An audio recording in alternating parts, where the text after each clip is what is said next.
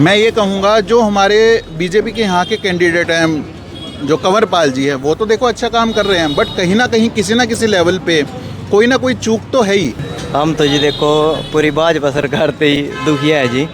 उन्हें जो 2021 में युवा के लिए सीटी के फॉर्म निकाला था वो क्वालिफाई नेचर का था, और अब ये 2024 लग रहा है जी, और वो भर्ती कंप्लीट नहीं करी जी अभी तक। और जो ग्रुप सी की वैकेंसी थी वो अब तक फिल नहीं हुई इनसे, कम से कम इन्हें 4 साल निकाल दिए जी।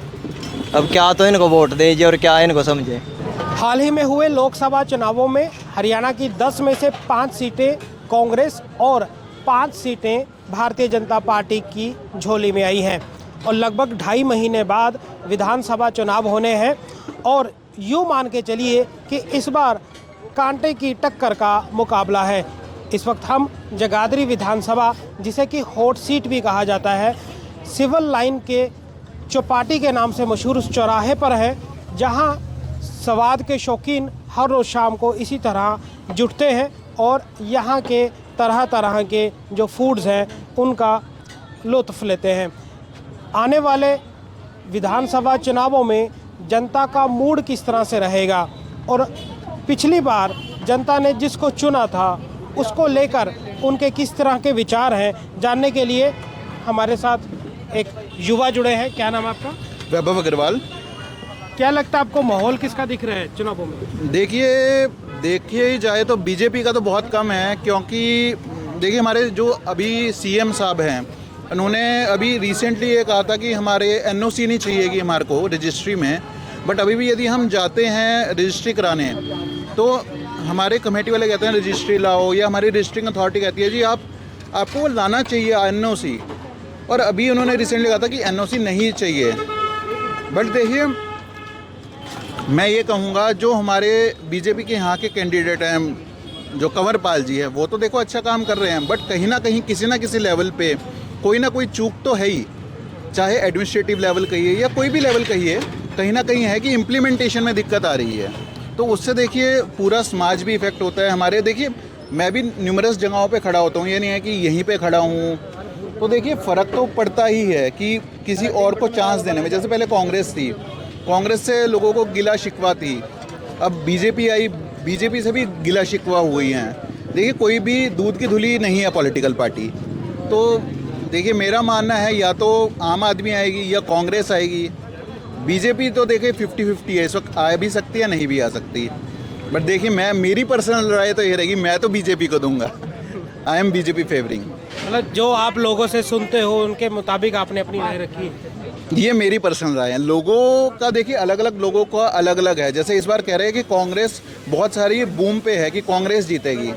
अब देखते हैं कि लोगों का क्या मानना है। मेरे को तो देखिए मेरा मानना तो यह है कि जो बीजेपी कर रही है वो ठीक है, बट कहीं ना कहीं एडमिनिस्ट्रेटिव लेवल पे कुछ ना कुछ करना चाहिए कि इनको कि इन्फॉर्मेशन ठीक से पहुँचे, कि यदि किसी ने कुछ चीज़ कही है तो इम्प्लीमेंट तो हो, ये ना हो कि कहीं पे कोई ना कोई ब्लैकआउट रह जाए। बिल्कुल इम्प्लीमेंट होना चाहिए। अगर मुख्यमंत्री जैसे नेता अपनी तरफ से कोई घोषणा करते हैं तो उन पे इम्प्लीमेंटेशन होनी चाहिए, ऐसा जो सबसे पहले जानने में आया है। हमारे साथ एक और शख्सियत। सर आपका क्या नाम है? मेरा नाम नवीन कुमार है। तो आप कहाँ रहते हैं? ये जगाधरी रहता हूँ, गोमती मोहल्ले में। क्या लगता है इस बार विधानसभा चुनाव आएंगे, क्या माहौल दिखता है आपको? विधानसभा चुनाव में ठीक है, जो सब माहौल है, कंवरपाल जी का है, सपोर्टर है, कोई दिक्कत नहीं है।